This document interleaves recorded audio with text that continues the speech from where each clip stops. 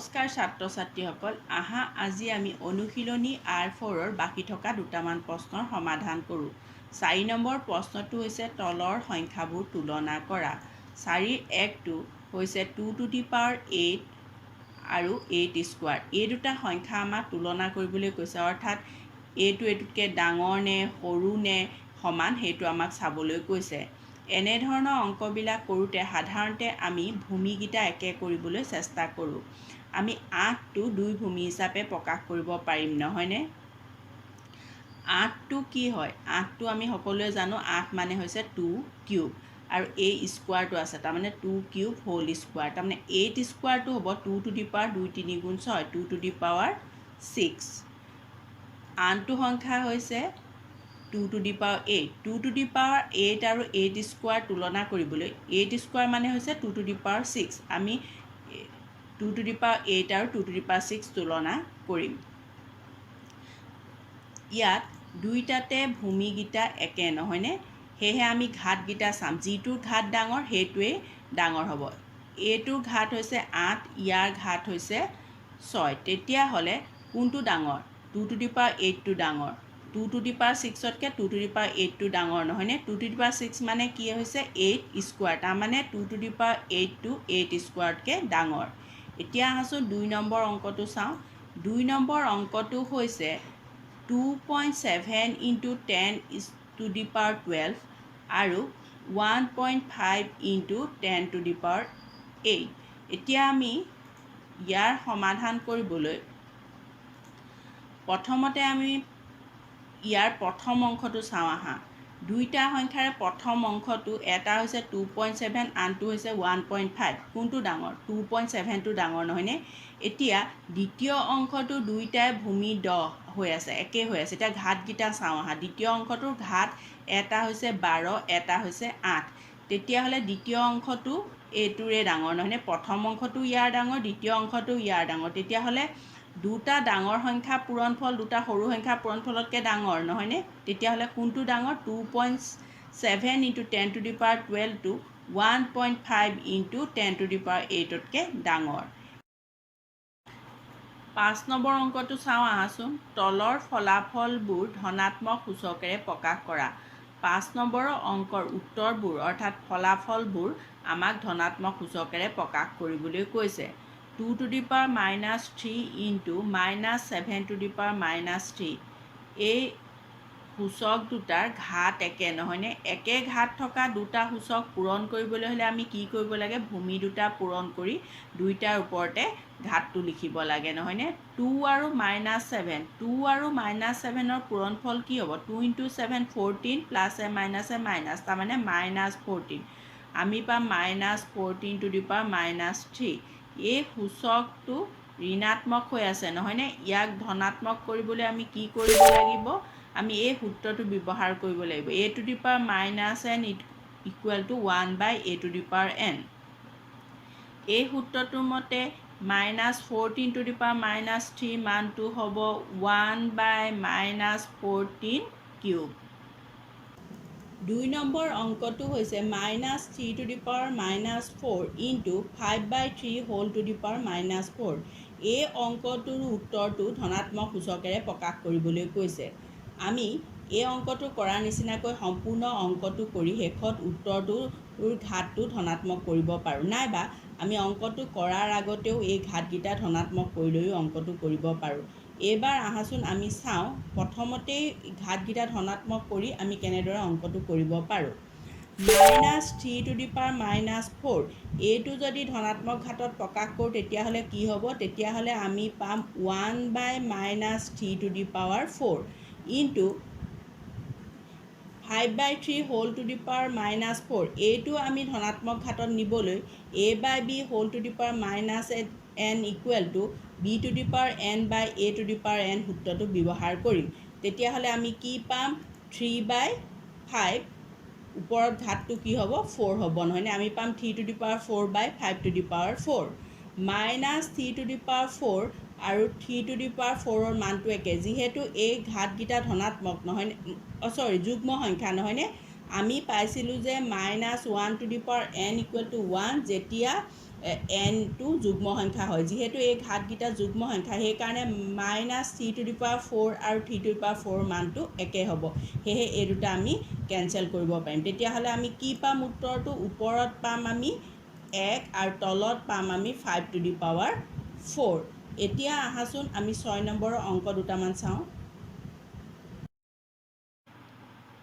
6 number অংকটো হৈছে তলৰ সংখ্যাবোৰ প্ৰামাণিক ৰূপত প্ৰকাশ কৰা। তলত কেইটামান সংখ্যা দিছে, সেইকেইটা আমাৰ প্ৰামাণিক ৰূপ বা বৈজ্ঞানিক ৰূপত লিখিবলৈ কৈছে। তাৰ প্ৰথমটো হৈছে 34,30,000। এইবিলাক সংখ্যা কেনেদৰে প্ৰামাণিক ৰূপত লিখে এইটো তোমালোকে অষ্টম শ্ৰেণীতে পাই আহিছা নহয়নে? আহাচোন এটা অষ্টম শ্ৰেণীৰ উদাহৰণে কথাটো মনত পেলাই ন।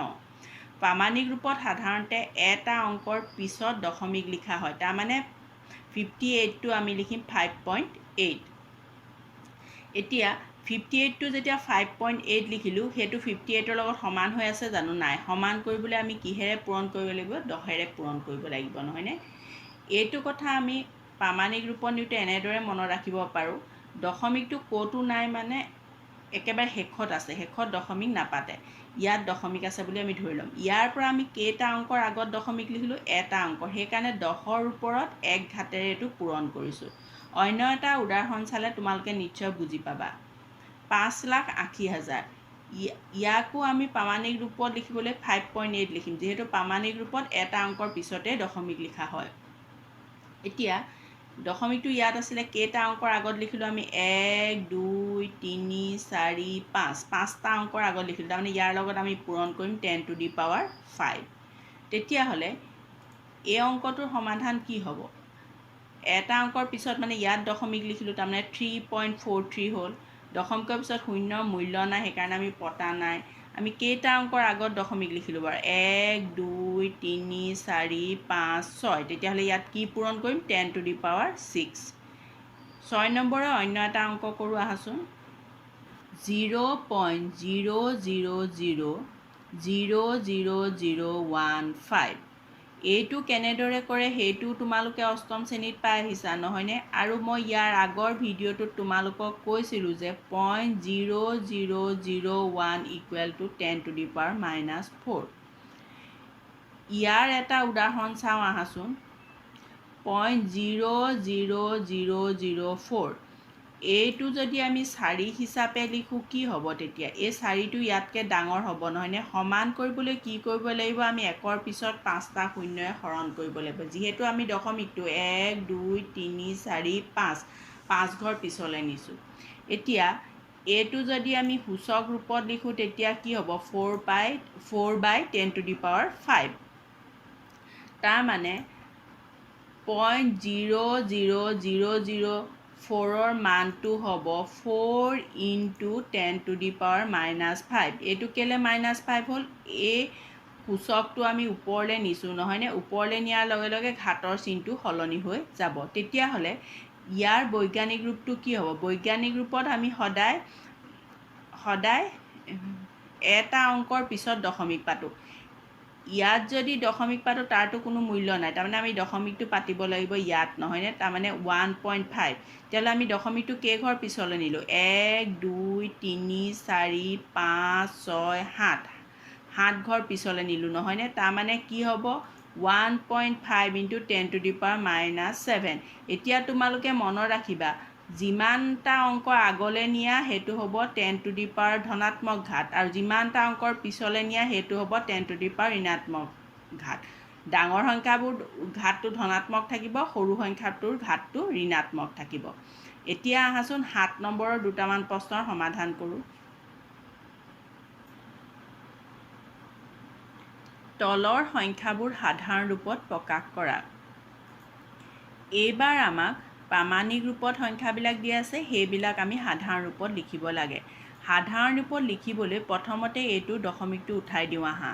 দশমিকটো উঠাই দিবলৈ আমি দশমিক কেইটা অংকৰ পিছলৈ নিলোঁ? 1, 2, 3, 4। 4টা অংকৰ পিছত দশমিক পতাৰ কাৰণে আমি সমান কৰিবলৈ ইয়াত 10 টু দি পাৱাৰ 4টাই হৰণ কৰিব লাগিব নহয়নে?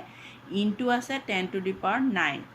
10 to the power 9 by 10 to the power 4 তাৰ মানে হ'ব 10 to the power 9 minus 4 10 to the power 9 minus 4 কৰিলে আমি কি পাম 10 to the power 5 তাৰ মানে এই সংখ্যাটোৰ লগত 10 to the power 5 এটা পূৰণ হৈ আছে 10 to the power 5 মানে একৰ পিছত 5টা শূন্যৰে এই সংখ্যাটোক পূৰণ হৈ আছে তাৰ মানে 1 লাখে এই সংখ্যাটোক পূৰণ হৈ আছে 1 লাখে এই সংখ্যাটোক পূৰণ কৰিলে কি পাম বাৰু আমি ইয়াৰ পিছতো 5টা শূন্য পাম নহয়নে তোমালোকে এই অংকটো এই লাইনটো নাপাতি একেবাৰে কৰিব পাৰা যেহেতু আমি দশমিকটো 4টা অংকৰ পিছলৈ নিছো সেইবাবে 10 to the power 9 ৰ পৰা 4 এটা বিয়োগ কৰিব লাগিব তাৰ মানে 10 to the power 9 minus 4 তাৰ মানে আমি পাম 10 to the power 5 যেহেতু এই সংখ্যাটোৰ লগত 10 to the power 5 এটা পূৰণ হৈ আছে সেই কাৰণে আমি এই সংখ্যাটোৰ পিছত 5টা শূন্য পাতি দিলেই হ'ব এতিয়া আসুন ইয়াৰ 2 নম্বৰটো চাওঁ 3.02 into 10 to the power minus 6 এইটো মই একে ধৰণে কৰি দেখুৱাম প্ৰথমতে মই দশমিকটো উঠাই লওঁ দশমিকটো উঠাবলৈ মই দশমিকটো কেইটা অংকৰ পিছলৈ নিলো এটা দুটা তাৰ মানে আমি ইয়াক হৰণ কৰিম 10 square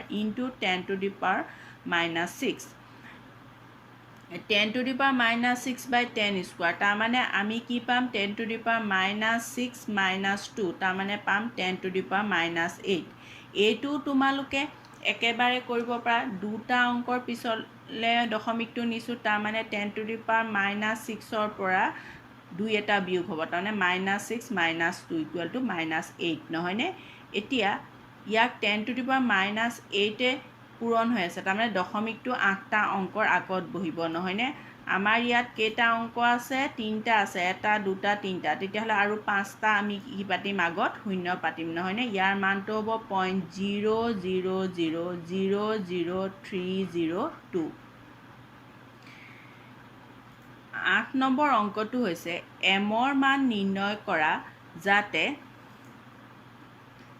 minus 3 to the power m plus 1 into minus 3 to the power 5 equal to minus 3 to the power 7 minus 3 to the power m plus 1 into minus 3 to the power 5 equal to minus 3 to the power 7 হলে m ৰ মান উলিয়াবলৈ কৈছে এই দুটা একে ভূমি থকা সূচক পূৰণ হৈ আছে নহয়নে একে ভূমি থকা সূচক দুটা পূৰণ কৰিবলৈ আমি কি কৰো ভূমি একে ৰাখি ঘাত দুটা যোগ কৰো minus 3 to the power m plus 1 plus কি পাতিম আমি 5 equal to কি minus 3 to the power 7 এতিয়া এইটো সংখ্যাই সমান এইটো সূচকে সমান আৰু এই সূচকটো দুটাৰ ভূমি একে নহয়নে একে ভূমি থকা দুটা সূচক সমান অৰ্থাৎ ইয়াৰ ঘাত দুটাও সমান তাৰ মানে আমি পাম m plus 1 plus 5 equal to 7 তাৰ মানে কি পাম m plus 6 1 plus 5 equal to কি হ'ব